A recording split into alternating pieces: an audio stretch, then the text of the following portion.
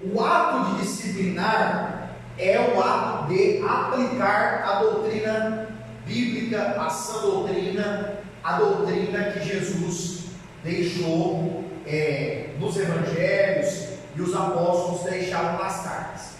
O que é que muitas vezes acaba sendo, entrando em conflito? Algumas normas internas de cada denominação cristã são estabelecidas, e a pessoa que desce as águas em cada denominação deve conhecer essas normas, e aí cada denominação vai tratar esses casos de uma forma específica, usando, é importante se diga, que seja sempre usando a palavra de Deus, a sã doutrina. Disciplinar é aplicar a sã doutrina. O que é que não pode ser feito? Disciplinar não com base nas doutrinas bíblicas, mas disciplinar alguém somente pelas normas internas de uma denominação. Isso nós temos que ter muito cuidado, irmãos, para não ser feito. Vou dar um exemplo aos irmãos. Existem denominações que estabelecem alguns usos e costumes específicos. Por exemplo, as denominações pentecostais brasileiras sofreram grande influência da companhia dos militares. Segundo a nossa história, nas igrejas pentecostais brasileiras, a maioria dos primeiros pastores e líderes eram militares. E qual é o costume do homem militar? Cabelo baixo e barba feita. Por isso que os irmãos vão ver que na maioria das denominações pentecostais, os pastores, os líderes, não têm o costume de usar cabelos maiores e nem barba. Agora, é uma questão bíblica doutrinária? Não. É uma questão dos costumes daquela denominação, que se eu quero ser um crente ali, descer as águas ali, eu preciso conhecer e obedecer essas normas. Preciso segui-las porque é o costume denominacional. Agora, vocês não verão um pastor, um líder pentecostal, disciplinar o irmão porque ele usa barba. Vocês não vão ver isso. Por quê? Porque é uma questão denominacional de regras e normas internas.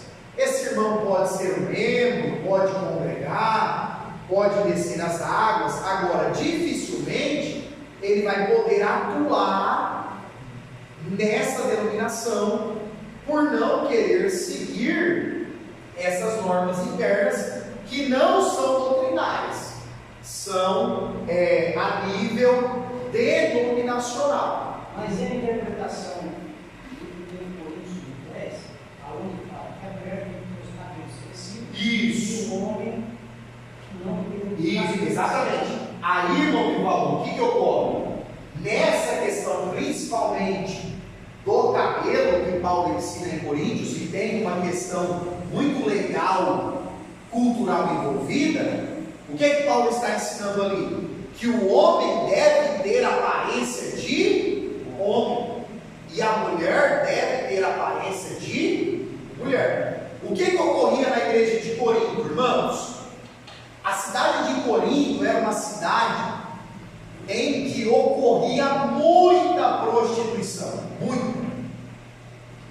E como muitas mulheres se convertiam desta vida lasciva, desta vida de impureza, se convertiam, era costume que as prostitutas em Corinto tivessem a cabeça raspada.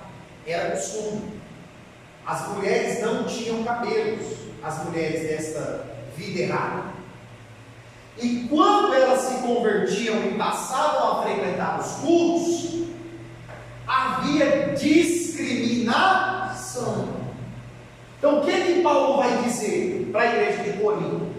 que era legal que todas as mulheres fizessem uso do véu, para que quando as pessoas olhassem, não visse o passado daquela irmã que estava ali convertida, que abandonou a vida errada.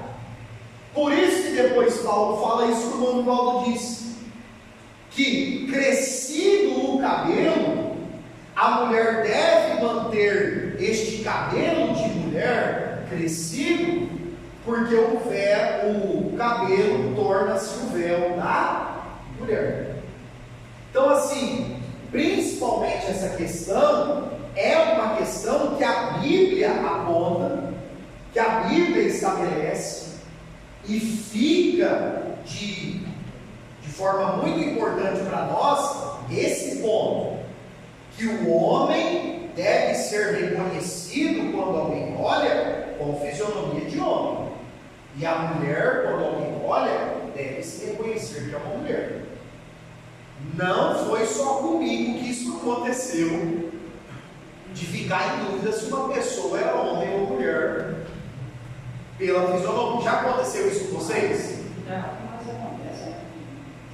Acontece. E a calça do short? Então, aí nós temos, por exemplo, questões de vestuário.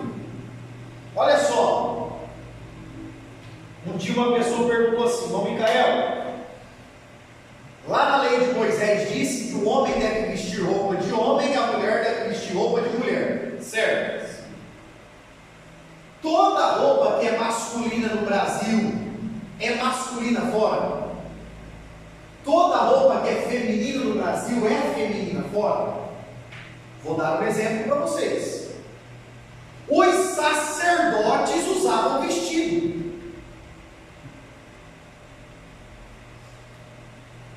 Os levitas usavam um vestido que só ia até o joelho, não ia até o pé.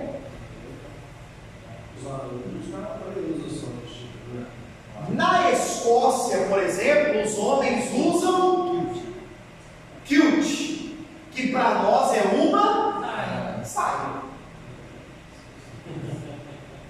Então, as questões da roupa, do vestuário, estão mais relacionadas ao costume e à cultura local. Deixa eu chocar algum de vocês aqui. Vocês sabiam que a calça jeans masculina foi inventada por um gay? Camarada gay, homossexual, teve a brilhante ideia estilista de inventar a calça jeans masculina, que é, irmãos, uma peça chave no vestuário masculino brasileiro. Pode não ser de outras culturas, mas no brasileiro é. Bom, Micael, o que a Bíblia ensina sobre esse assunto? A Bíblia nos apresenta a necessidade, tanto masculino quanto feminino, os dois públicos. A Bíblia exige decência e pureza, ordem, modéstia. É isso que Pedro fala, é isso que Tiago fala, é isso que Paulo fala. Nós devemos nos vestir com decência, com modéstia, com algo que não vai causar lascívia, desejos impuros em quem olha. Bom, Micael, mas tem gente que está tão impuro que é capaz de cobiçar uma mulher islâmica lá de toda coberta lá. Tem, infelizmente tem. Agora, o que a Bíblia apresenta é a necessidade de nós não causarmos atração física em outras pessoas, a não ser o cônjuge. O marido para a sua mulher, para a sua esposa, e a esposa para o seu marido. Acabou. Lá na congregação tem a disciplina de não, as mulheres não usar A calça. Como tem a doutrina de usar o véu. Eu acho que é a única que usa véu. a DUD, no Rio de Janeiro também. Agora, os que foi proibido, não é proibido, são aconselhados para que não use. Sim. Se a pessoa for usar, é problema dela. Agora, não adianta nada. Isso é estabelecido para não mostrar a forma do corpo. Agora, As vergonhas. hoje, dentro da congregação que eu vejo em todos os locais, você vê, as mulheres vestem uma roupa que parece que passou como jugo. Porque eu falo assim, Grudada com alguém. parecendo carne malada. Você entendeu? Não adianta nada. Exatamente. Aí sai fora. Gálatas, você fala, né? Por isso aí é o pecado da lascívia. Você entendeu? Então, Exatamente. Irmãos, olha só, muito interessante esse comentário aqui do irmão Vivaldo. Por exemplo, uma denominação estabelece essa norma. Ok. Mas se eu não tiver ordem, decência e modéstia, até nessa ordem, vai adiantar alguma coisa? Não vai adiantar.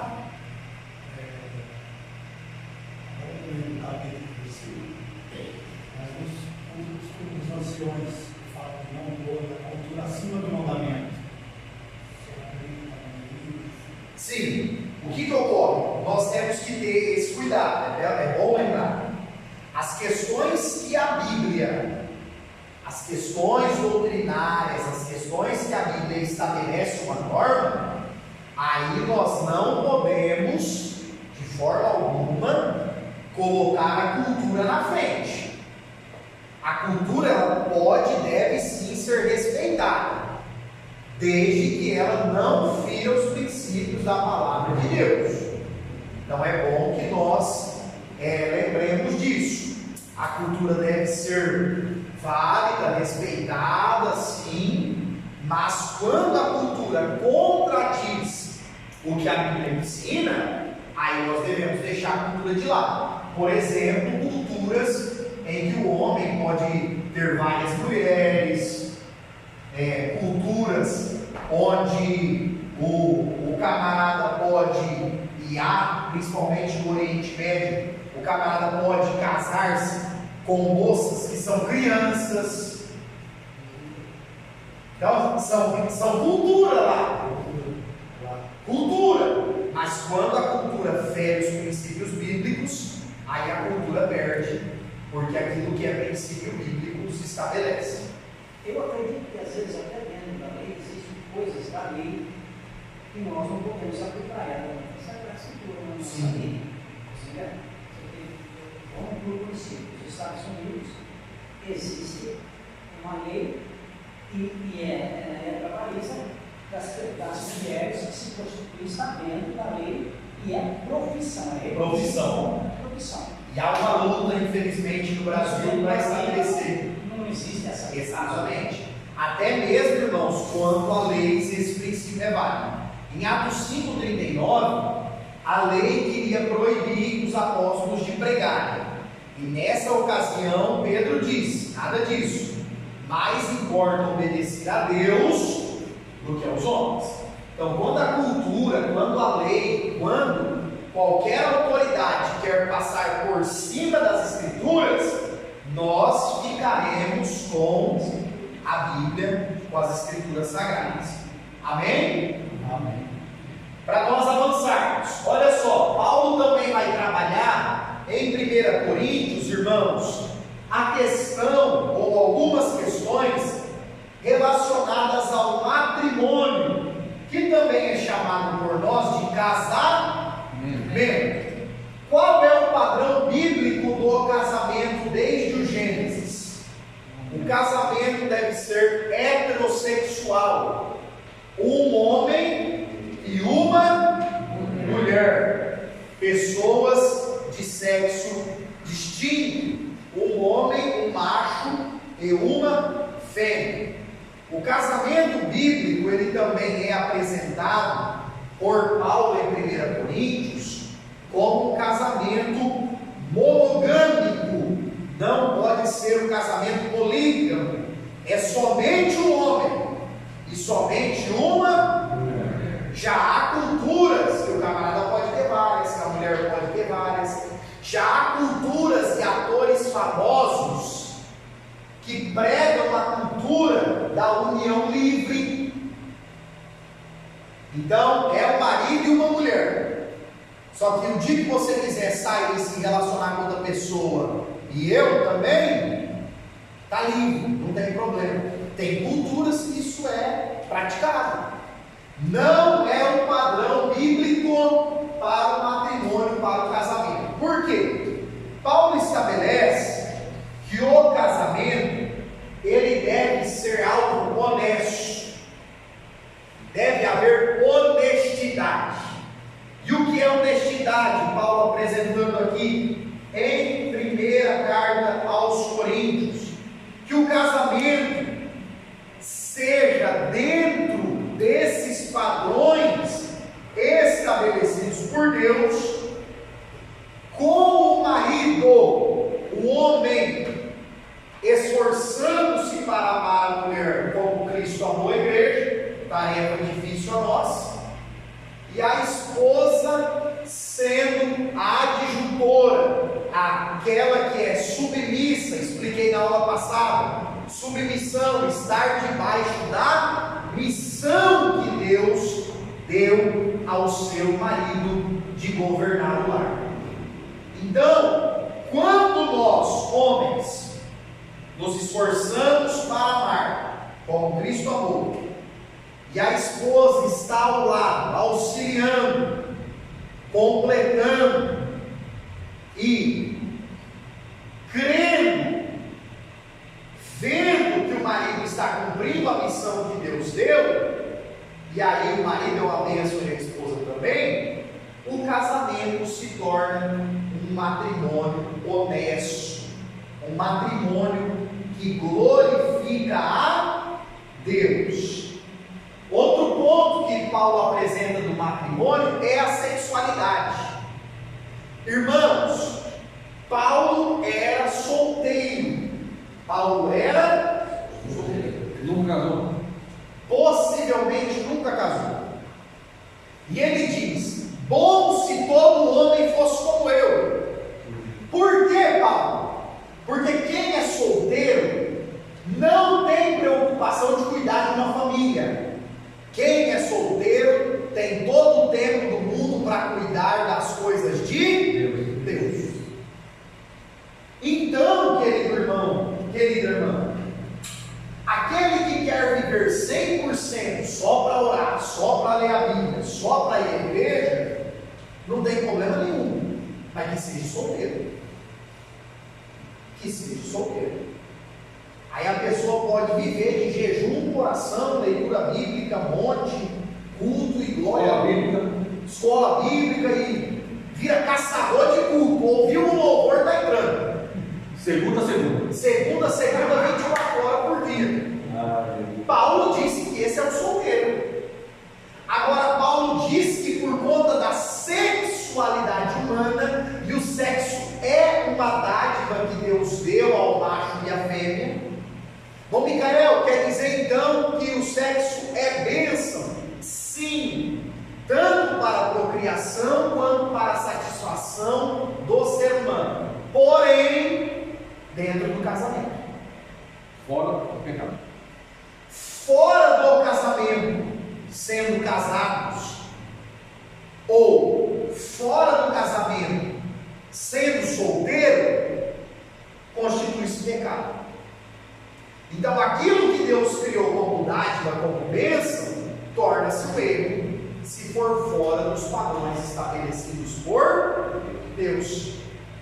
E aí Paulo diz que por conta da sexualidade, a maioria dos seres humanos terão que se casar. E aí Paulo diz que os casados devem primeiro cuidar da sua casa, da sua família. 1 Timóteo 5,8, Paulo estabelece essa norma. Irmãos, nós precisamos compreender que a igreja e a família são as duas instituições que Deus criou. O cara, você não consertar, primeiro a sua casa, você não vai comer com Deus. Eu penso nisso. Bom, Fábio, isso é tão sério Eu penso nisso. que a Bíblia diz que o diabo, os demônios, os seres humanos, ninguém pode impedir a nossa oração de chegar no céu. Ninguém. Mas se o marido não honrar a esposa como deve, Deus não ouve a sua oração. Pesado, né? Irmão, conheço um camarada, 12 horas de oração por dia, uma olha pega anjo com a mão, voa nas asas do serafim, monta nos querubins, o camarada é tocha pura, top. Aí talvez você olha a família, está lá, arruinado. É com muito pesar no coração, mas a Bíblia diz que Deus não ouve as orações. Se não honra também, essa cada vez vai para o abismo, cada vez vai para baixo. Então, irmãos, o matrimônio é uma coisa muito séria, muito séria. E Paulo trabalha esse assunto em Corinto, sabe por quê? Porque tinha uma facção em Corinto, um grupo em Corinto, que pregava o casamento espiritual. Olha aí a situação. Olha o seguinte: vai ser casado, mas não pode se relacionar. Teve um grupo desse no Brasil durante muitos anos. Irmãos que se gabavam e vangloriavam de nunca ter visto o corpo do cônjuge. Teve, nas igrejas brasileiras, teve um grupo assim durante muitos anos. Sabe o que Paulo chega a dizer aqui em Coríntios sobre esse assunto? Que se for para o casal se apartar da sexualidade, que seja por poucos dias e com consentimento dos dois. Ó, irmão Micael, eu vou abrir um jejum, depois eu aviso a minha mulher, não sei. Jejum de todo. Deus não vai receber. Exatamente. Irmãos, Paulo diz que se for para se apartar, que seja por poucos dias e com consentimento, para que Satanás não vos tente. Deixa eu pegar um exemplo bíblico para mostrar para vocês aqui como que as coisas desse assunto são mais complexas do que parece, e é um tabu falar disso nas igrejas, é um tabu. Graças a Deus vem devagarzinho melhorando, vem havendo uma abertura maior para a pregação bíblica sobre isso, mas ainda é um tabu. Vocês já pararam para pensar quem são os errados na história de Davi e Batseba? Vai chocar a cabeça então. Quem é o mais errado na história? Davi. Ó, já falaram que é ela, já falaram que é o Urias, já falaram que é o Davi, já falaram que é os dois. Você já parou para pensar que os errados são todos? Sabe por quê? Primeiro, a Bíblia diz que Batseba vai tomar banho em um local que é possível ser visível. Então nós temos uma mulher que está se dissimulando para um homem que não é o seu. Ela está se oferecendo no linguajar brasileiro.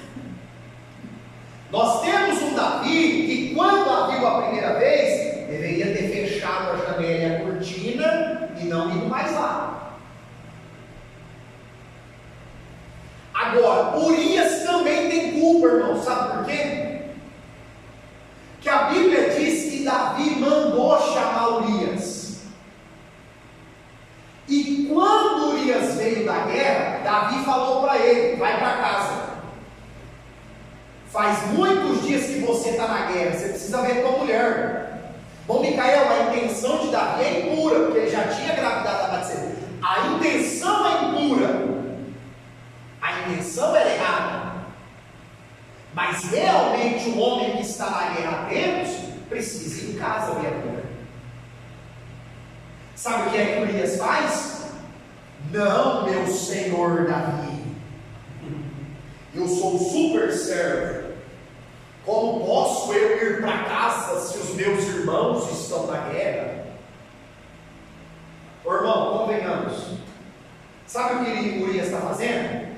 Eu não estou nem aí em satisfazer a minha esposa.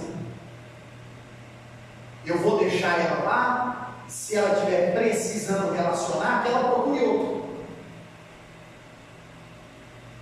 O Urias é um ativista religioso. É aquele que só quer saber da guerra, só quer saber do rei, só quer saber dos soldados. E a mulher lá? Porque se a mulher estiver sedenta, ela vai procurar satisfação em outro, porque o Urias não vai para casa.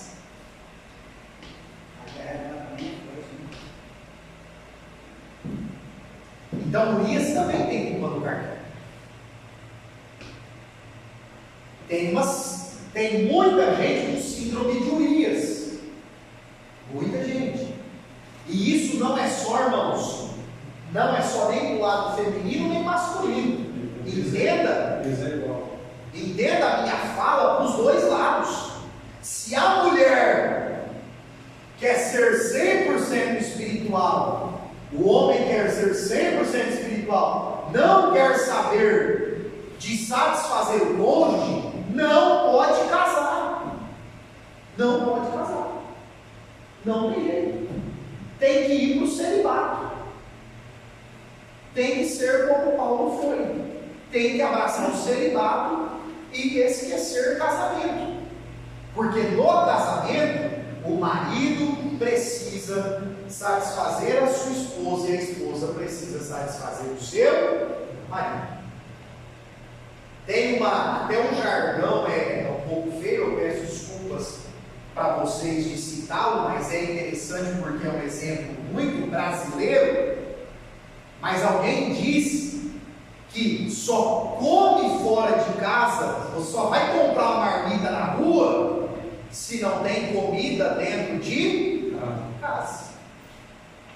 Então a esposa só vai procurar fora, o marido só vai procurar fora aquilo que ele ou ela não tem em casa. Ah, não, Micael, mas existem situações específicas de pessoa que não tem vergonha na cara, que quer viver no pecado. Existe. Mas aí, irmãos, é outra história. Amém? Então é um assunto importantíssimo que Paulo trabalha também em 1 Coríntios e também mostra a responsabilidade referente ao matrimônio. Que responsabilidade é essa? De viver essa união, de desfrutar o casamento, o matrimônio, até que Jesus volte, ou até que o cônjuge morra. Bom, Micael, em Coríntios, Paulo estabelece lá uma ocasião de divórcio. Qual é essa ocasião? Um dos cônjuges se converte e o marido ou a mulher abandona o cônjuge por causa da fé. Nesse caso, Paulo diz: deixa embora. Porque se a pessoa quer proibir o outro de servir a Deus, aí você não pode fazer nada. Aí tem que deixar embora. Bom, Micael, e se um deles se converte e o outro não? Paulo diz: não separe. Porque a esposa ou o marido vai tentar ganhar o seu cônjuge para Jesus. Não adultério. Os dois são convertidos, mas não são casados.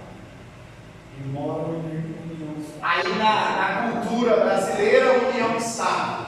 Irmãos, nesse caso aí, o que é importante nós pontuarmos? Não há nada na lei brasileira,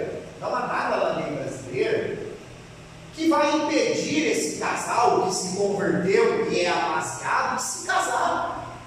Irmão Micael está desempregado, tem lá a declaração que faz em casa de graça, não tem problema, não tem problema nenhum.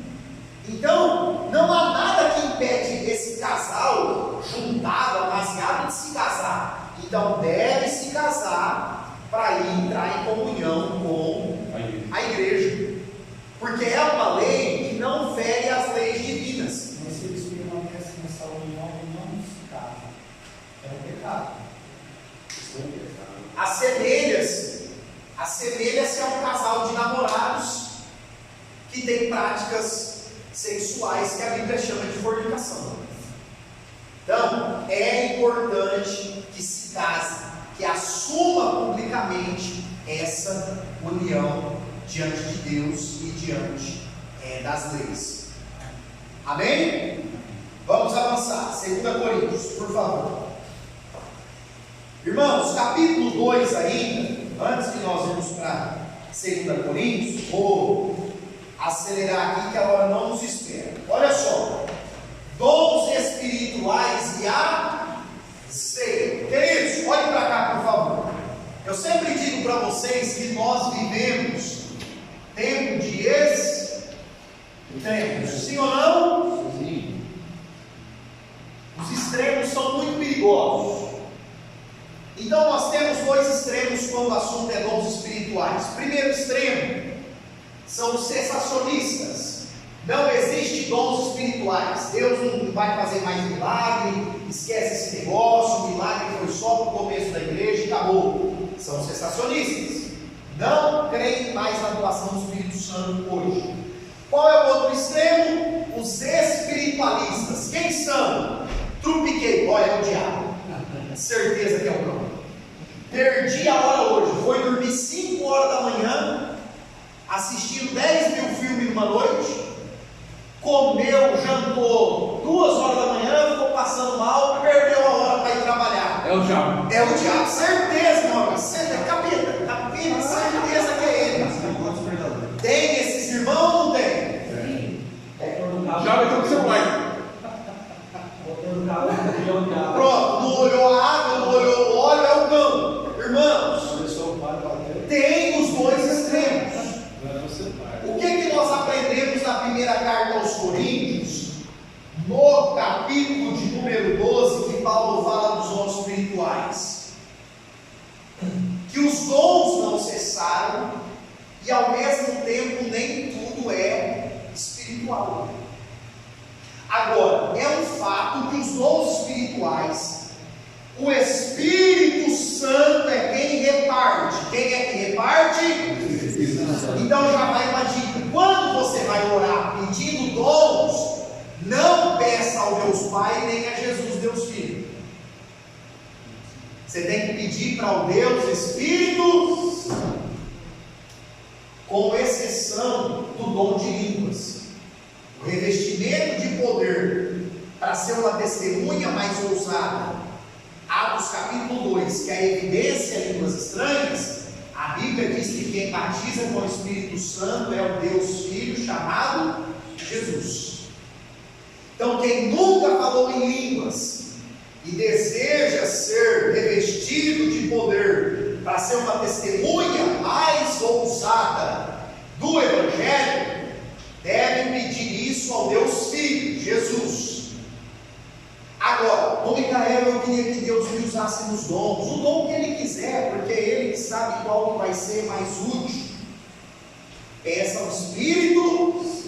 Eu pergunto para vocês, qual que é o dom espiritual mais importante? Perceba que eu perguntei dom espiritual. Discernimento, todos. Tem um dom espiritual que é o mais importante, Marquinhos. Não é próprio do Espírito? Qual? O do Espírito? O Espírito. Todos eles. Não, sim, mas é para você ter o real discernimento. Discernimento? Isso. Gente, o dom espiritual mais importante é aquele que a igreja precisa. Eu explico. Você está num lugar, você serve a Deus em um lugar em que as possessões demoníacas são constantes. Todo culto tem manifestação demoníaca. Qual que é o dom espiritual mais importante ali? É cura? Não. É expulsar demônio. Você está num lugar em que só tem doente. Vai adiantar você ter um monte de profecia?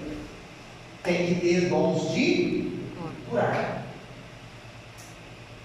Você está num lugar que está todo mundo bem de saúde, está todo mundo bem, ninguém fica possesso, mas 90% do povo sofre no emocional. Você precisa do dom da palavra, da sabedoria.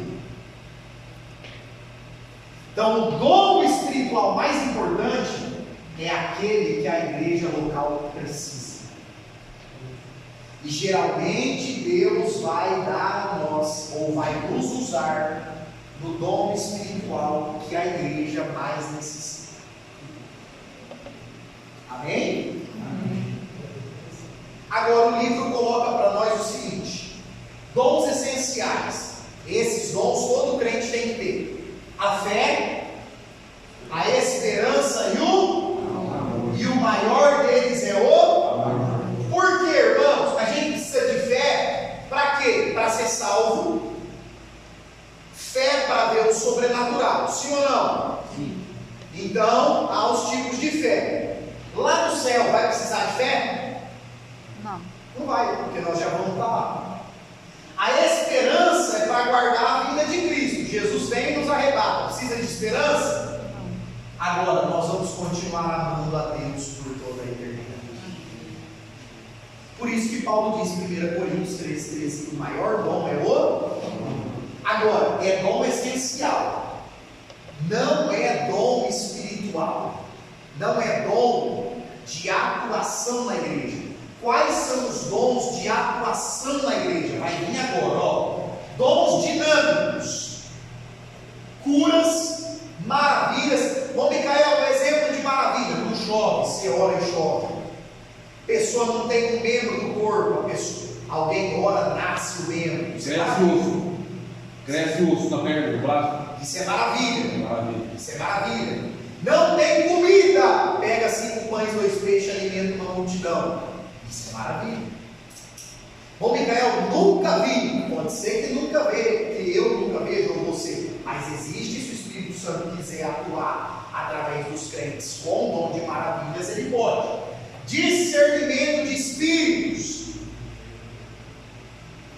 Variedade de línguas. Irmãos, tem crentes que são batizados no Espírito Santo, falam uma língua estranha e toda vez que ora fala a mesma língua. Tem. E tem pessoas que cada vez falam uma língua estranha diferente. Bom, Micael, está escrito que eu não entendo o que eu falo. Por que é que eu vou orar em línguas? Porque quem fala em línguas edifica-se a si mesmo e em mistérios fala com. É por isso que no culto você pode até falar em línguas ali naquele momento que está todo mundo glorificando, adorando. Pode até ter esse momento no culto. Mas o culto não pode ser feito de línguas estranhas. Porque se eu falar em línguas aqui a aula inteira, eu vou sair cheio e vocês vão sair vazio. Porque eu edifiquei só a mim mesmo. Amém? Interpretação das línguas. Eu pergunto para vocês, pergunta polêmica, hein? Valendo $1 milhão. Essas línguas são línguas da terra que nós não aprendemos? Ou é a língua falada do céu? A língua falada no céu. Eu acho que é língua, porque lá cada um que estava lá e eles falam língua, mas eles falam na minha língua, eles falam na outra língua. Irmãos, baseado em Atos dos Apóstolos, capítulo 2, as línguas que nós falamos, as línguas estranhas que eu e você falamos, apesar delas virem do Espírito Santo, é provável que essa língua estranha que eu falo e você fala exista em algum lugar da terra. É provável que a língua estranha que você e eu falamos exista em algum lugar da terra. Engraçado, uma vez eu lembrei de você. Tinha um irmão falando língua que eu ouvi, né? Que achei muito cheio. A maioria de hoje, quase porque a dele é diferente. Aí um dia eu vi uma reportagem, eu falei, olha, amor, é igualzinho o que ela falou, idêntico. Olha aí, Eu irmãos. falei, né? Eu falei, Olha é a aí. mesma coisa. Daquele país. É, outra. Entendi. Irmãos, o fato de Paulo dizer, ainda que eu falasse a língua dos anjos, não nos dá total compreensão e autoridade para dizer que nós falamos a língua dos anjos. Por que isso? Porque a língua estranha de cada um de nós que somos batizados do Espírito Santo com evidências em línguas são diferentes. E aí, qual delas que é a dos anjos? Será que é a do malvado? Será que é a do malvado? Será que é a da... Qual delas que é? Será que... Então, não há muita clareza bíblica de que alguém fale a língua dos anjos. Até porque Paulo usa a preposição ainda que eu falasse a língua dos anjos. Ele não está dizendo que ele fala a língua dos anjos. Amém? Avancemos. Os dons funcionais. Quais são os dons funcionais? Também são chamados de dons ministeriais. E aqui é um negócio muito legal que eu quero explicar para vocês. Apóstolos. Existe apóstolo hoje? Existe. Quem são? Desbravadores. Missionários que vão pregar em um lugar que o evangelho nunca foi pregado. Esses são apóstolos. Ô Micael, e lá no Braz, lá em São Paulo, na igreja Caristina, lá não tem apóstolo. É só nome para fazer marketing. Lá não tem apóstolo, não tem conversa. Bom, no Brasil não tem apóstolo, tá?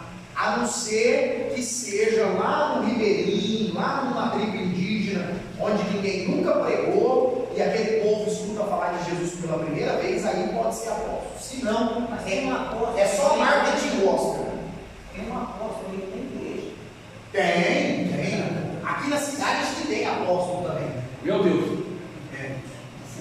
Então é novo, então. Gente, profetas. O que é o dom ministerial de profeta? É o tipo de pessoa que prega em cunho profético. Você já percebeu que tem gente que prega, que a pregação não é um ensino, não é aquela questão assim profunda nas escrituras, mas Deus responde muitas vezes a sua oração através daquela pregação? Tem pregadores que pregam dessa forma. Por quê? Porque foram chamados com o dom ministerial de profeta. Ah, não, Micael, quem profetiza, quem entrega a profecia pelo Novo Testamento deve ser chamado de profeta? Não. Tem o dom de profecia, mas pelo Novo Testamento quem é chamado de profeta é aquele que prega de forma profética. Você já foi num culto que parece que alguém contou a vida do pregador? Já foi num culto assim? Isso é porque ali tem um profeta pregando, é isso. Depois, evangelista. Quem é o evangelista, irmãos? Não, é o ganhador de almas. É o que ora e Jesus cura, ora e liberta demônio. Nem todo profeta é um evangelista. Nem todo evangelista é um profeta. Nem todo pastor ou mestre é um evangelista. Isso é muito importante. Por quê, irmãos? Sabe aquela pessoa que vem, prega, as pessoas aceitam Jesus, o camarada vai embora? Esse é o evangelista. E qual é a igreja que é chamada? Como assim, irmão Fábio? Evangelista, participar de Deus com as pessoas fora da igreja. É o evangelista. É o evangelista. Ele pode nunca ter uma carteirinha de evangelista, mas ministerialmente o dom de Deus que ele tem de evangelista. Quer ver um exemplo? A igreja primitiva consagrou Filipe a diácono. Aí Deus começou a usar ele, pregava, a multidão se convertia, enfermo era curado, pessoa era liberta. Sabe como que Filipe aparece em Atos 8? Evangelista. Porque ele tinha carteirinha de diácono, mas tinha unção de evangelista. Isso. Essas coisas aqui, irmãos, isso, essas coisas aqui bíblicas, não é a nomenclatura que a igreja dá, é a unção que Deus deu. É a unção que Deus deu. Então, por exemplo, o camarada pode ser um irmão, membro, pode ser um cooperador, diácono, presbítero, evangelista, pode ser um pastor. O dom que ele atua é o que ele é diante de Deus. nova chamada dele, então. Não fala. É porque cada denominação coloca nomenclaturas específicas. Mas diante de Deus o que vale é o dom que a pessoa recebeu. É o dom que a pessoa tem. Por exemplo, pastores. Quem são os pastores? Quem cuida das igrejas. Nem todo pastor é um grande ganhador de almas, mas é um ótimo apacentador, aconselhador.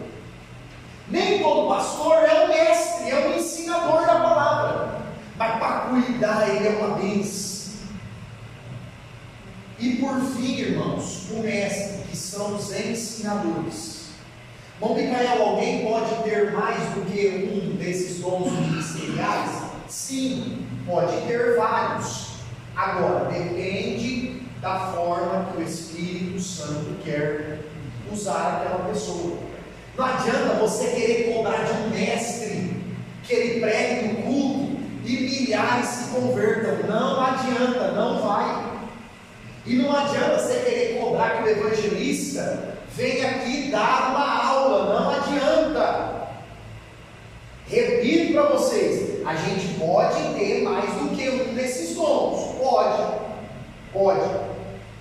Mas se a pessoa tem um desses dons específicos, não adianta querer forçar o outro. Não adianta querer forçar.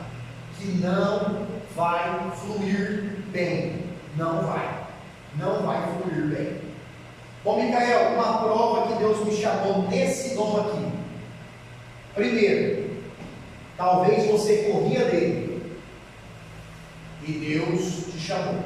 Outra coisa, quando você aceitou o chamado e Deus abre portas, alguém te convida, alguém te solicita, você tem prazer em fazer aquilo. Você tem prazer em atender o chamado. Então, são provas aí no chamado que Deus estabeleceu. Amém? Por fim, nós temos outros dons que Paulo apresenta em Coríntios, que são os ministros, os que exortam, e exortar não é bater, irmãos, não é corrigir. A palavra exortação significa aconselhar. Os que presidem são líderes, os misericordiosos. Todo crente deve ser misericordioso, mas há pessoas que Deus entrega um dom específico de misericórdia. Palavra da sabedoria, que é aconselhamento. Palavra de conhecimento, que é o que a gente chama de dom de revelação. O dom de revelação na Bíblia tem esse nome, palavra de conhecimento. É trazer conhecido algo que é oculto. Revelação. Dom de governo. Nem todo crente, irmãos, vai ser um líder empresarial, um grande líder na sua cidade. Nem todo crente. Tem pessoas que Deus levanta com dom de governo. E também os dons de socorro e contribuição. Eu já disse isso aqui para vocês. Tem pessoas, segundo Paulo fala em Coríntios, que Deus as enriquece, porque Deus vê nelas esse dom de socorro ou de contribuição. São pessoas que Deus fez prosperar grandemente, porque Deus sondou o coração e viu que são pessoas que não são avarentas. Elas não vão reter. Quanto mais elas têm, mais elas doam, mais elas ajudam. Então tem pessoas que Deus dá esse dom. Ah, não, Micael, quer dizer que eu não preciso contribuir, porque contribuição é só um dom. Vai nessa. Quem semeia pouco, colhe pouco. Quem não semeia nada, não colhe nada. Então pronto. Aí a gente resolve se vai semear ou não. Exortação é a mesma que intercessão ou não? Boa pergunta, professor Samuel. A exortação entra como aconselhamento e pode entrar também como intercessão. Por quê? A palavra exortação, toda vez que ela aparece na Bíblia, ela aparece como direcionamento, como conduzir, como interceder. Ela sempre aparece com esse sentido. É que a gente, no pentecostalês da coisa, criou um jargão de que corrigir é exortar. E nem sempre corrigir é exortar. No quesito assim, quando a pessoa é um pouco egoísta, como resolver isso? Não entendi. No quesito de egoísmo. Egoísta, no sentido financeiro, Em todos os. porque não nasceu de novo. Porque, irmãos, olha só, quem é o nosso maior exemplo como cristãos? Jesus. O resumo do amor de Deus por nós, do Deus Pai e do Deus Filho, é João 3,16, que diz que Deus Pai amou o mundo de tal maneira que deu o Filho unigênito. Então, assim, qual é o resumo do amor do Pai e do Filho? É entrega, é doação. Mas se a pessoa tiver muito medo? Não entendi. E medo? Tipo assim, uso o termo assim, egoísmo, mas é mais no sentido de medo. Medo de você se doar e depois Sim. quebrar a cara. Medo de você. Sim, existe. Agora, e aí? mas assim, Ariane, eu penso que o medo pode limitar a pessoa em muitas coisas. Agora, o egoísmo já está mais ligado a pessoa ter consciência de que ela deve fazer algo, de que ela deve praticar algo, de que ela deve entregar algo e ela retém. Porque o egoísmo ele está ligado justamente à obra da carne. A pessoa é egoísta em todos os sentidos. Ela quer só para si, ela não pensa em ajudar, em estender a mão, em nenhum aspecto. Então são dois pontos que diferem. Agora, se há uma pessoa crente e que luta com medos nesse sentido, ela deve pedir a ajuda do Espírito Santo para vencer esses medos. Não, mas é mais assim no quesito. Por que eu falei nisso? Porque eu tenho uma batalha muito grande nesse sentido. E quando você quer ajudar e a pessoa não quer ser ajudada, porque tem esse quesito mesmo, que a pessoa ela é egoísta. E aí você quer, tipo assim, olha, peraí, não é por aí, vamos tentar, deixa eu tentar te ajudar. E a pessoa fica lá, tipo, não querendo, não aceitando a ajuda. Sim. Eu tenho isso mesmo na minha família, por isso que eu dei o exemplo. Então, Aí, tipo assim, depois tem uma outra parte que é o meu medo mesmo, porque eu sou bem medrosa. Eu penso que aí a pessoa que não, irmãos, olha só, a pessoa que não aceita, nunca aceita ser ajudada, tendo a necessidade de receber ajuda, precisa vencer o orgulho. Ok. Precisa vencer o orgulho.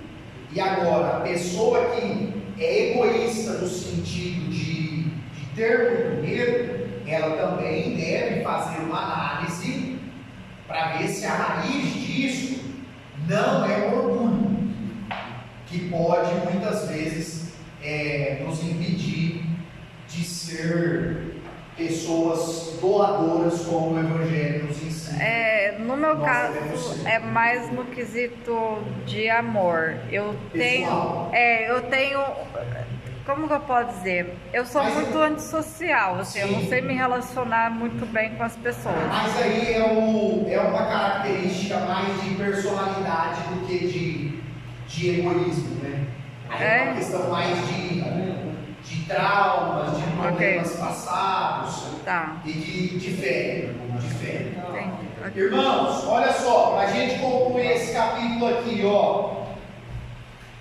a respeito da ceia do Senhor, que Paulo também fala em 1 Coríntios capítulo 11. A ceia foi estabelecida por Jesus.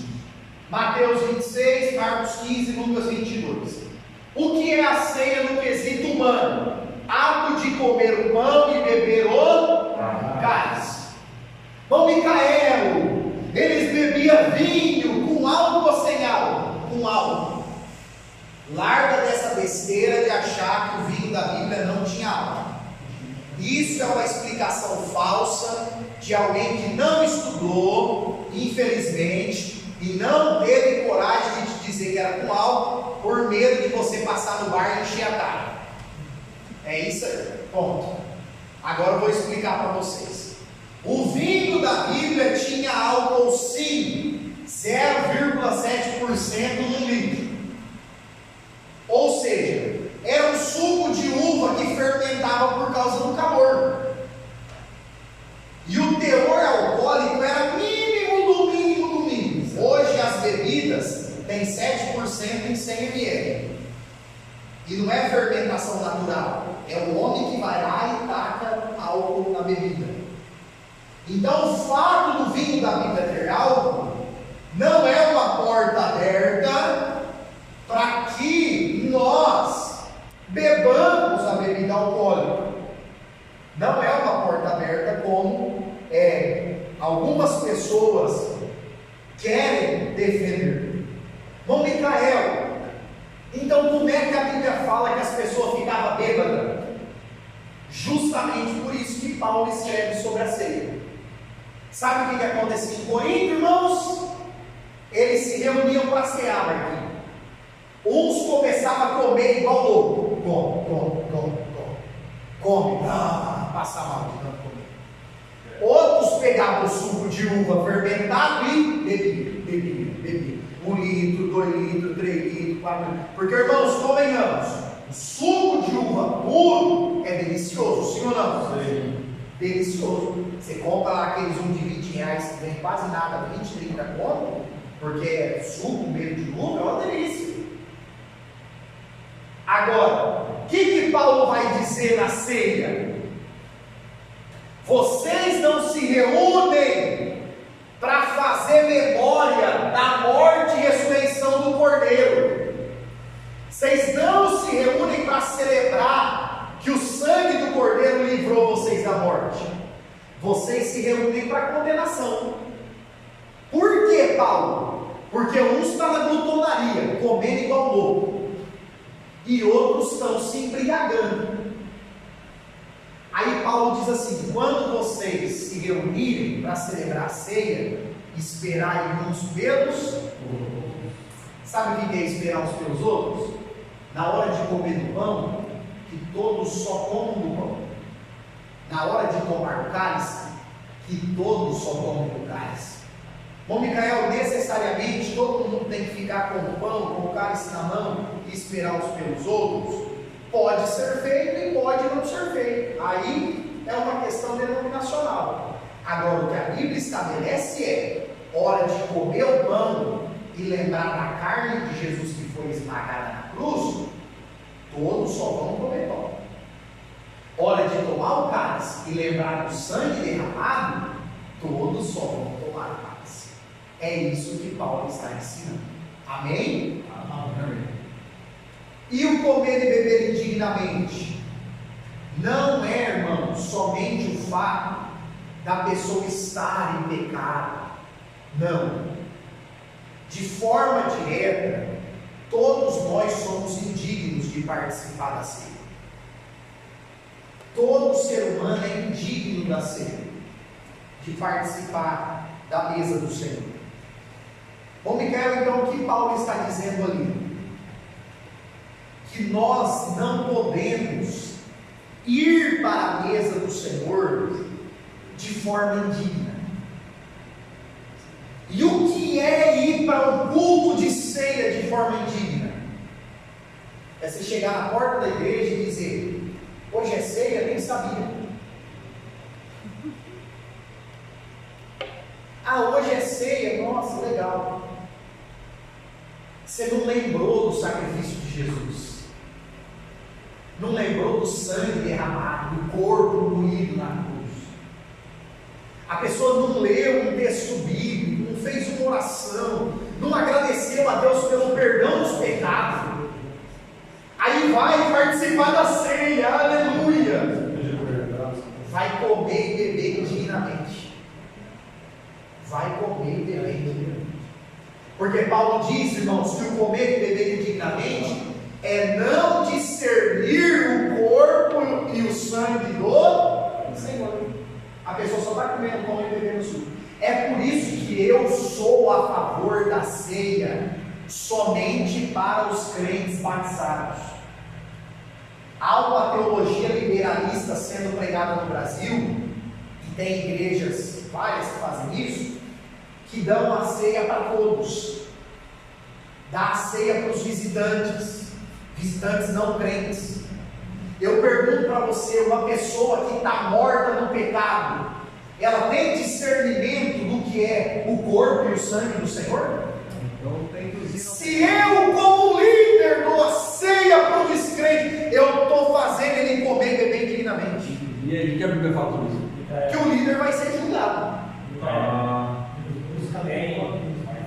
E os dois caminham para a missa. É porque o meu irmão um dia foi na igreja do crente da promessa e ele tomou. Desse jeito aí. Vai ficar na igreja. Lá na Vila Veneza, lá. Então, até minha filha de 9 anos participou da ceia.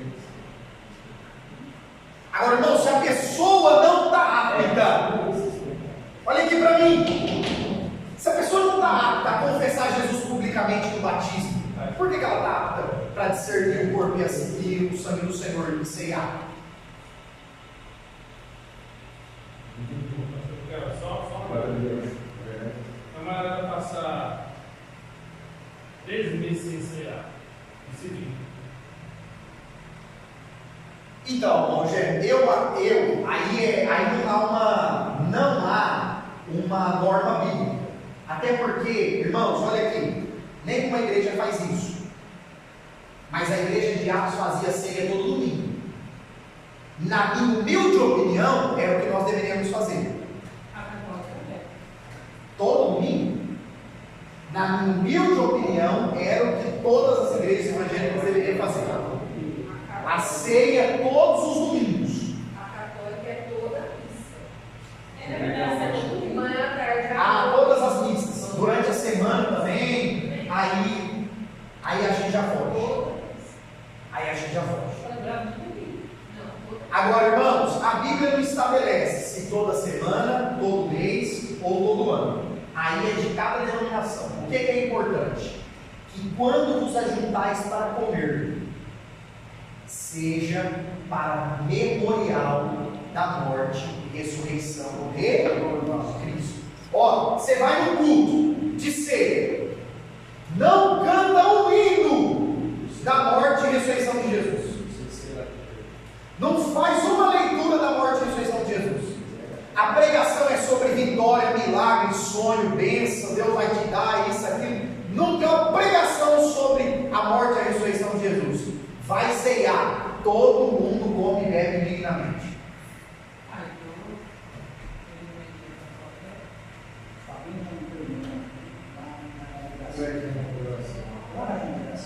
É Anual. Só que é acima de 12 anos se for batizado. Perfeito, igual na maioria das denominações. Pessoas que não são batizadas Não pode ceiar. para tomar essa. Perfeito. Agora só quer. É o que as igrejas conservadoras fazem. E mesmo que tiver criança, claro, tem muitas crianças que têm o dom de crianças que não línguas, mas se menos de 12 anos também não participa. Então, irmãos, nós temos que ter esse cuidado. Lá é vinho. Nós temos que ter esse cuidado. Por quê? Porque a ceia do Senhor é algo muito sério. Muito sério. Às vezes a gente acha que comer e beber indignamente é porque discutiu com alguém, é porque ficou nervoso naquela semana. Comer e beber indignamente vai muito além disso. Você quer ver um exemplo? É até medo disso aí que vai parar no YouTube. Quer ver um exemplo? Você acha que nós merecia perdão de Deus? Não. Aí eu venho para a ceia, cheio de rancor no coração e não perdoo os outros. Acho que eu estou comendo e bebendo indignamente ou não estou? Porque se a minha dívida, que era imperdoável, ele perdoou, quem sou eu para não perdoar quem me feriu? Pai nosso, né? Pai nosso. Isso. Aí eu venho lá, ó Jesus, estou aqui em torno da tua mesa. Aleluia. Aí Jesus está falando, por isso que é entre vós muitos fracos e doentes, e muitos que dormem. Porque a ceia que é para gerar vida, como eu estou ferindo o princípio, ela está gerando morte. E aquele versículo que fala examinar a si mesmo? Perfeito, perfeito. O que Paulo está ensinando ali? O autoexame para que a pessoa não coma e beba indignamente. Não, é porque assim, tem todo um histórico, certo? Mostra realmente o Jesus, o sacrifício dele. Exatamente. E tal, faz toda aquela... E aí ele fala sobre isso, né? De vocês... Portanto, examine-se o homem a si mesmo e assim participa toma desse pão e beba desse cálice. Dá um exemplo, aonde eu estava, lá não tinha eles só faziam a parte de examinar a si mesmo.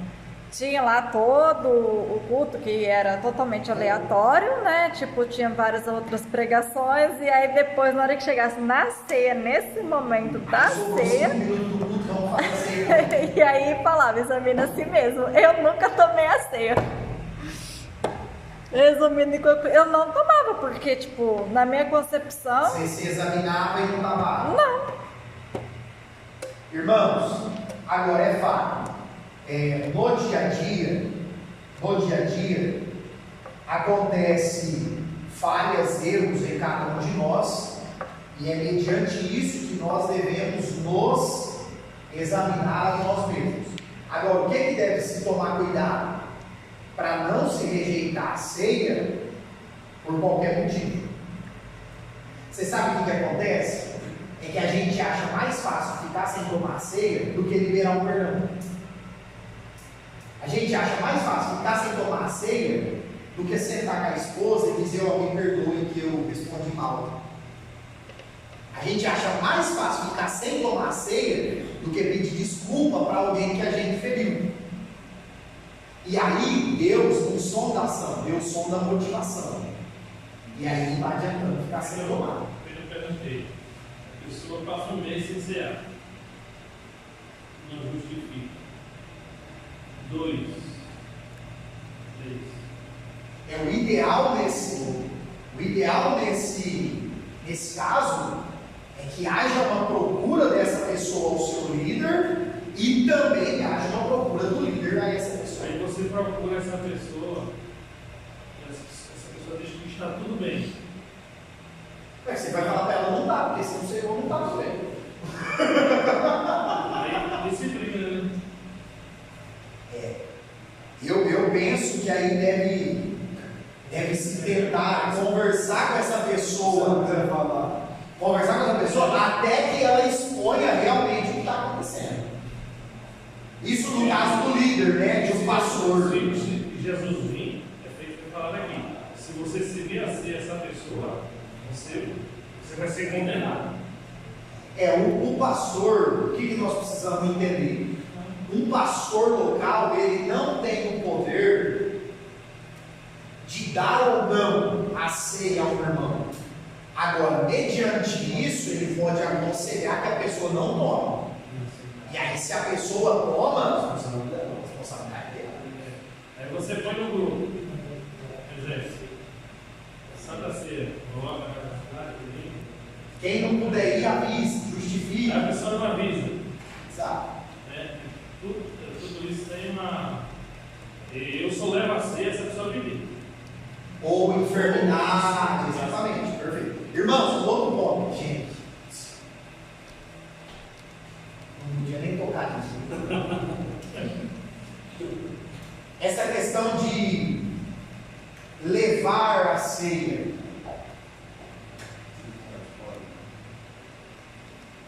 Eu penso, biblicamente, que a ceia pode até ser levada a um irmão, mas é necessário que haja mais irmãos presentes, e é necessário que pelo menos se cante um hino e leia uma palavra da ceia. Isso, eu faço Porque às vezes você chega na casa do irmão, ele está assistindo o jogo, domingo de tarde. Vai, São Paulo, vai Corinthians, vai Parmeira. Aí você chega, o irmão, ai meu Deus do céu, é um pastor. Aí o irmão desliga, aleluia, pastor, vamos orar que eu vou tomar a ceia agora.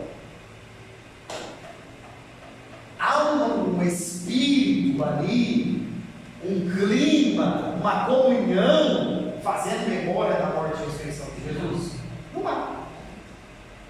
Então, eu penso, a pessoa está enferma, está acamada. Ó irmão, nós vamos levar a ceia para você. Um grupo, 3 irmãos, 5 irmãos, chega lá, canta um louvor, vai criando aquele ambiente para fazer lembrança do sacrifício de Jesus, e aí sim serve assim. Porque senão está levando pão e suco por irmão comer e tomar. Tem uma irmã, ela tem 91 anos e 92. Toda vez quando ela vai, quando coloca na boca, ela fala o ministério se alegre. E você também, irmãos, eu lembro, quando dirigia, pastoreava igreja, existem esses casos. Agora, são pessoas, as pessoas que realmente precisam que se leve a ceia, não é gente que está com preguiça de ir no culto. Quem realmente precisa, às vezes você chega lá, o irmão fala assim: olha, eu estava aqui orando, esperando vocês. Olha, eu estava aqui louvando, esperando vocês. Olha, eu estava aqui na comunhão, esperando vocês. Então, quem realmente precisa é diferente. Gente, deixa eu terminar. Nós temos ainda esses 3 capítulos, mas eu vou fazer uma resumida para a gente concluir. A segunda carta de Paulo aos Coríntios, ela está baseada nesse tripé. Entendendo isso, facilita muito a nossa compreensão. Olha só, em 2 Coríntios, Paulo vai trabalhar de forma muito direta a defesa do seu apostolado. Por quê? Havia um grupo de pessoas enviando cartas em nome de Paulo. Havia, e nós vamos ver isso mais à frente em Tessalonicenses, tinha um pessoalzinho sem temor a Deus que se passava por Paulo, fazia de conta que era Paulo, pregava sermões em nome de Paulo, coisas que Paulo nunca tinha dito. E os crentes de Corinto muitas vezes duvidavam que Paulo era um apóstolo autêntico. E na segunda carta de Paulo ele é enfático, ele é duro, dizendo: olha, eu não sou um apóstolo como os 12 primeiros, mas eu fui chamado, eu vi Jesus, eu fui arrebatado ao 3º céu. Deus me chamou, Jesus me chamou diretamente para ser um apóstolo. E aí ele chega a dizer que ele é um abortivo, que é um bebê nascido fora do tempo, como nós aprendemos lá na aula de número 1. Também Paulo fala em 2 Coríntios, irmãos, Paulo fala muito em 2 Coríntios sobre oferta, sobre a generosidade dos irmãos. Por quê? A igreja de Corinto prometeu levantar uma oferta aos irmãos necessitados da Judeia. É por isso que Paulo diz a eles: quem semeia muito, colhe muito, quem semeia pouco, colhe pouco, quem não semeia nada, não colhe nada. Então, Micael, quanto que eu devo semear então? Segundo você propôs no teu coração, não por necessidade, não para fazer troca com Deus, mas deve dar com alegria. Qual é o princípio que Paulo estabelece? É o princípio da generosidade e da proporcionalidade. O que é isso? Deus sabe se eu posso dar R$2, 5, 10, 20, 50, 100. Deus sabe. Se eu posso contribuir para o avanço do reino de Deus nessa terra com muito e contribuo pouco, eu não vou prosperar nesse sentido. Se eu posso contribuir pouco e contribuo com esse pouco, eu vou prosperar. Teve uma vez que eu fiquei pensativo no seguinte, sem compreender isso, falando: Deus, quem semeia pouco, colhe pouco. Como é que é então que quem tem pouco vai colher muito? Porque só semeia muito quem só colhe muito quem semeou muito. E sabe o que é que você entende ali em 2 Coríntios 8, 9? Que Paulo está mostrando que a nossa semeadura é gradativa.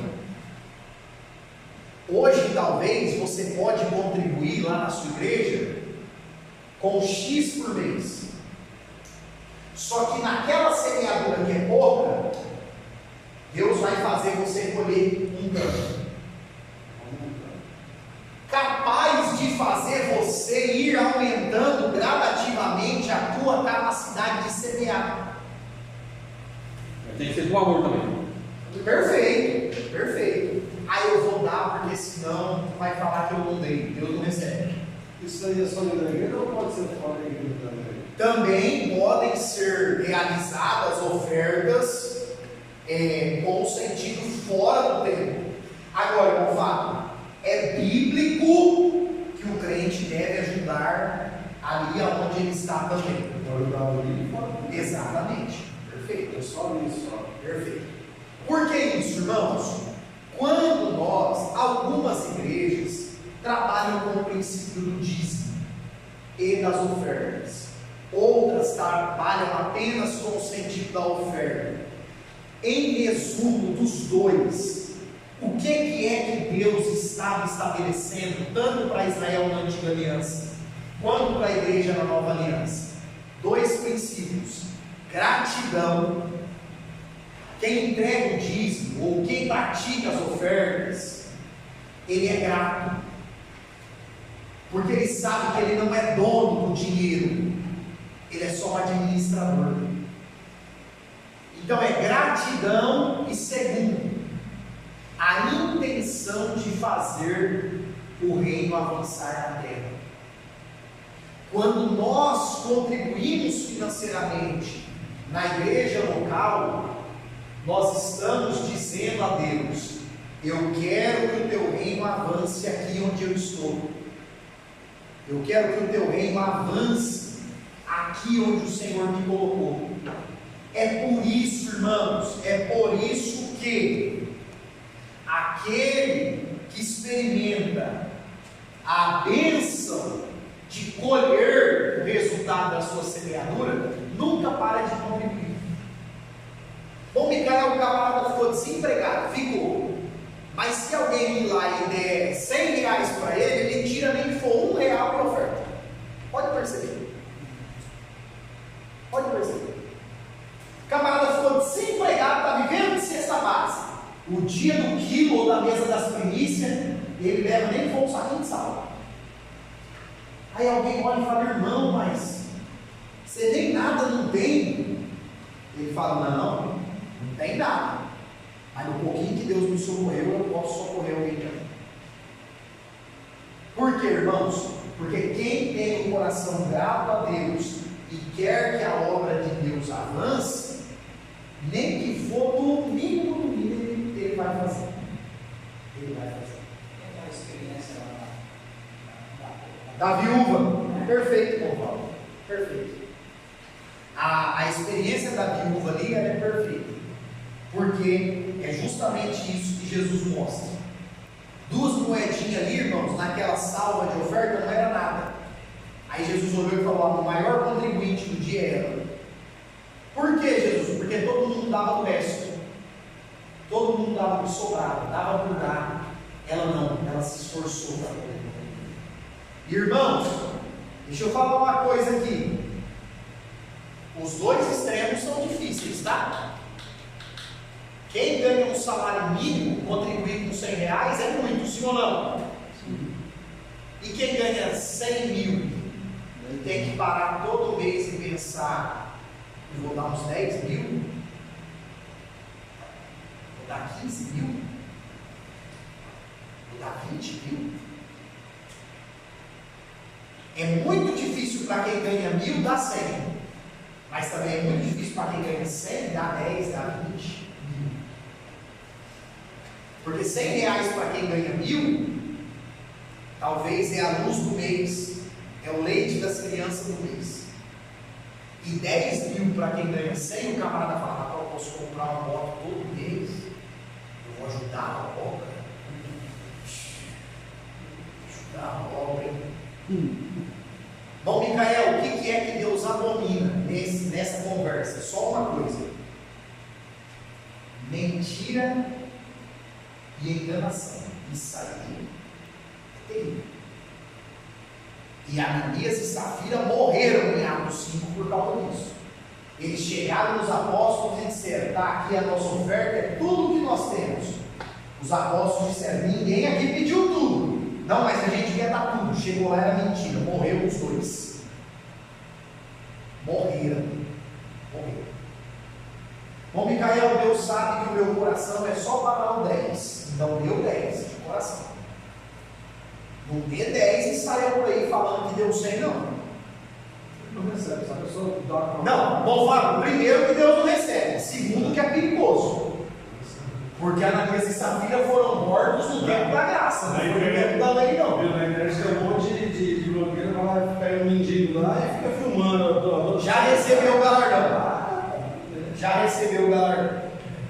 Irmãos, a igreja de Tessalônica. Talvez 1 Tessalonicenses foi a primeira carta escrita pelo apóstolo Paulo na ocasião da segunda viagem missionária, depois que ele foi expulso de Filipos.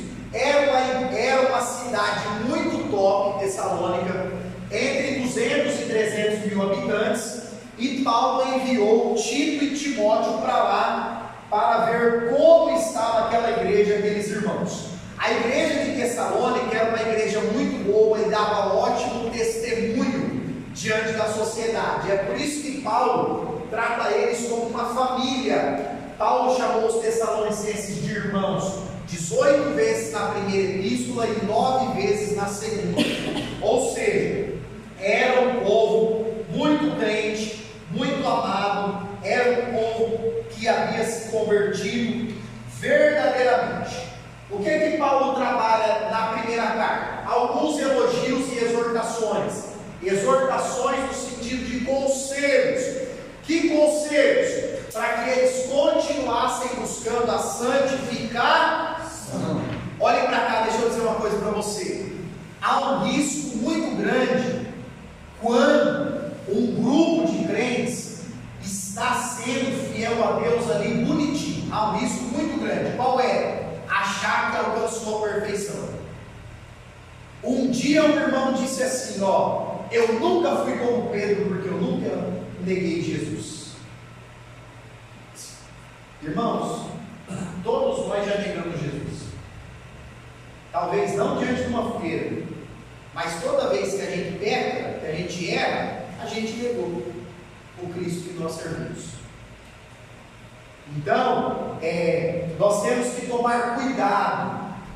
Graças a Deus, nós estamos no caminho da santificação, amém? Amém. Todos os dias ali lutando para servir a Deus melhor. O Espírito Santo e a palavra de Deus vai nos limpando, nos santificando, mas nós temos que ter em mente que a santificação é progressiva e vai durar até o arrebatamento.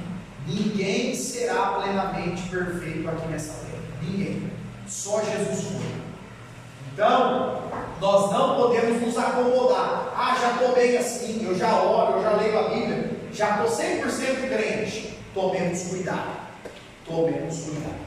Depois Paulo também vai chamar a atenção deles sobre a volta de Cristo ou o arrebatamento da igreja. Por que isso? Porque haviam pessoas escrevendo falsas cartas em nome de Paulo, dizendo que Jesus havia voltado e os tessalonicenses tinham ficado. Então começou uma preocupação no meio da igreja, e é por isso que Paulo escreve a segunda carta, porque os crentes achou que Jesus tinha voltado e eles ficaram para trás. Eles queriam ir morar no céu. E aí, irmão Paulo, eles ficaram preocupados. Olha, Jesus veio, a gente ficou, o que será que está errado? E aí Paulo vai escrever a segunda carta, combatendo os falsos mestres e as falsas cartas, e combatendo a falsa crença que o arrebatamento já tinha acontecido. É por isso que Paulo diz assim a esses irmãos: eu não quero, irmãos, que vocês sejam ignorantes acerca dos que morreram, dos que dormem. Bom, Micael, por que Paulo usa essa linguagem?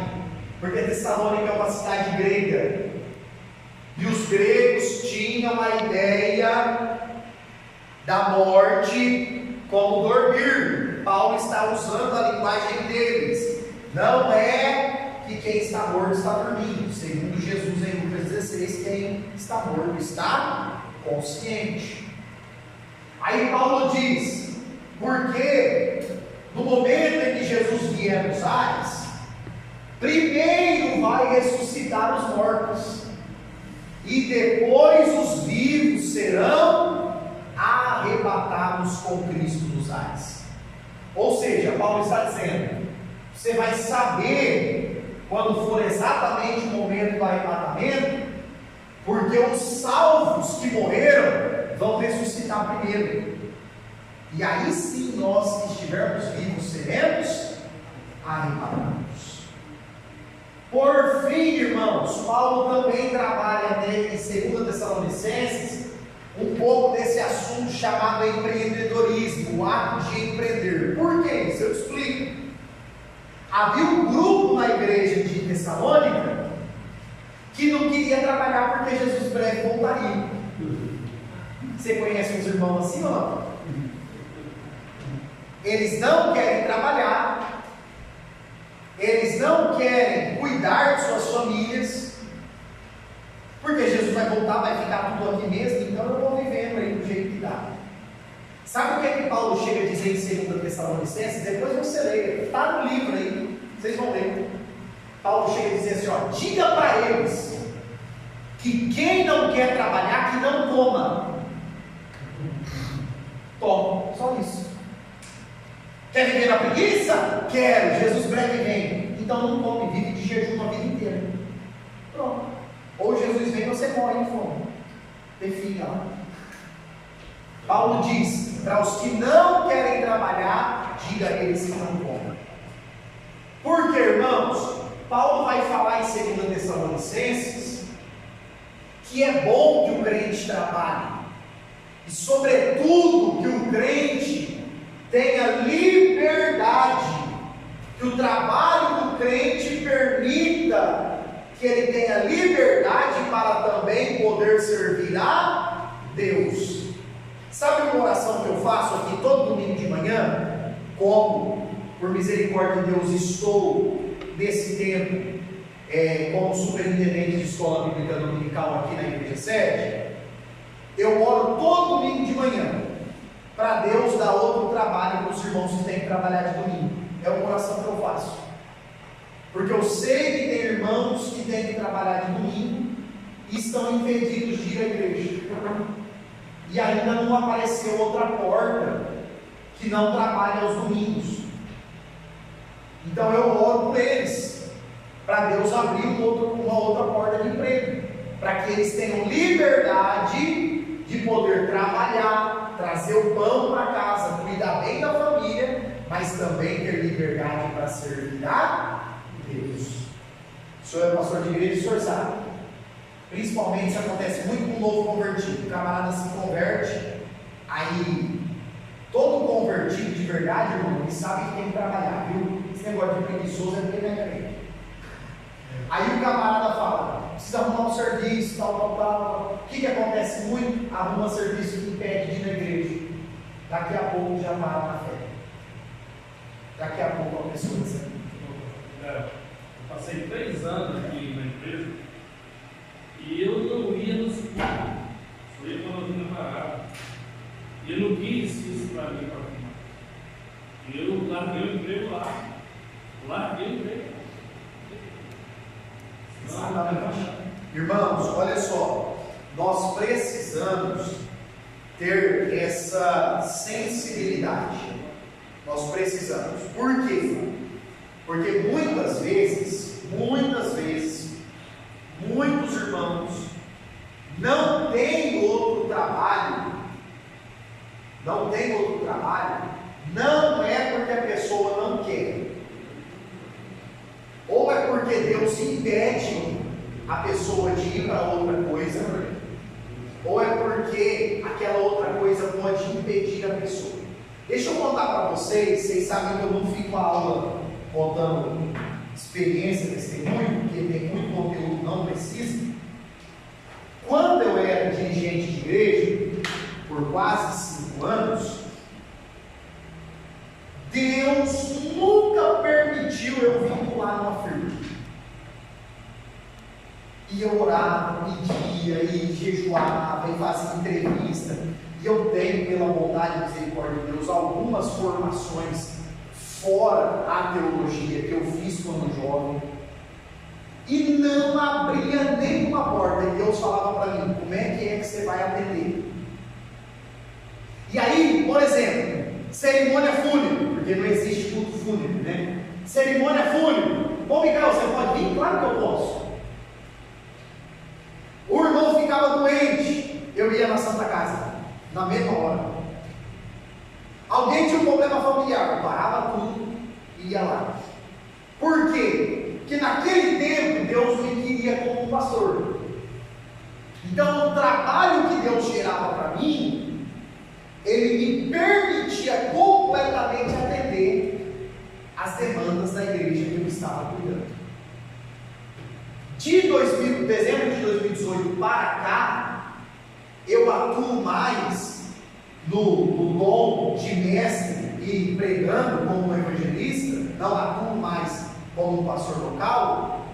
Deus já permitiu hoje, apesar de não ter carteira continuar autônomo, eu tenho vínculo com uma empresa específica, tenho uma quantidade mínima de trabalho para entregar no dia, é um combinado semanal. Então hoje eu já tenho entre aspas, esse vínculo com uma empresa, não estando mais como um pastor. Então, queridos, nós temos que ter essa sensibilidade. O Senhor teve essa sensibilidade. Nós temos que ter essa sensibilidade. E aí, por mais que a gente diga, irmão, não é o que eu queria, não ganha. Acho que ninguém disse que ganha o que eu queria, né? Todo mundo queria ganhar mais, isso é fato. Irmão, não ganha o que eu queria, é claro. Mas se há uma renúncia da nossa parte por isso, Deus supre todas as nossas necessidades. Eu pedi uma proposta, deixei passar essa proposta, pesou mais, foi ele. E aí, irmão, é o reino de Deus, né? O reino de Deus. Queridos, concluo. A segunda carta de Paulo aos Tessalonicenses também é uma carta muito escatológica. Paulo fala muito a respeito do fim dos tempos. Ele fala do dia do Senhor, que nós não devemos confundir com o arrebatamento, porque o dia do Senhor é a segunda vinda em glória, é o dia do juízo, em que Jesus vai descer com a igreja, visivelmente sobre o Monte das Oliveiras, para estabelecer o seu reinado de 1000 anos sobre a terra. Então, Paulo fala desse dia de juízo, o dia do Senhor, e apresenta o anticristo. Ele vai chamar o anticristo de o iníquo. Quem será ele? Alguém que vai se opor a Deus e a tudo que se chama Deus, que coopera para a glória do Deus vivo e verdadeiro. Quais nomes a Bíblia apresenta para ele? Está aí no livro: iníquo, mentiroso, enganador, perseguidor. Vários nomes a Bíblia apresenta para ele. E quais são as suas características e marcas? Ele é um camarada religioso, ele é um camarada político, ele é um camarada estratégico. E a Bíblia não diz, Marquinhos, mas provavelmente ou ele é descendente de judeu ou de árabe. Provavelmente o anticristo será descendente ou de Abraão, linhagem israelita, ou um descendente de Ismael, porque Abraão, Isaac, povo de Israel. Abraão, Ismael, o povo árabe, porque os judeus não vão aceitar o Messias que não tenha o sangue de Abraão. Eles não vão aceitar. Está escrito na Bíblia que eles vão crer que o anticristo é o Messias. Infelizmente, muitos judeus serão enganados, e para crer que é o Messias tem que ter uma linhagem abraâmica. E nós vamos aprofundar muito mais esse assunto no mês de março, com o tema escatologia. Amém, queridos? Vamos agradecer? Irmãos,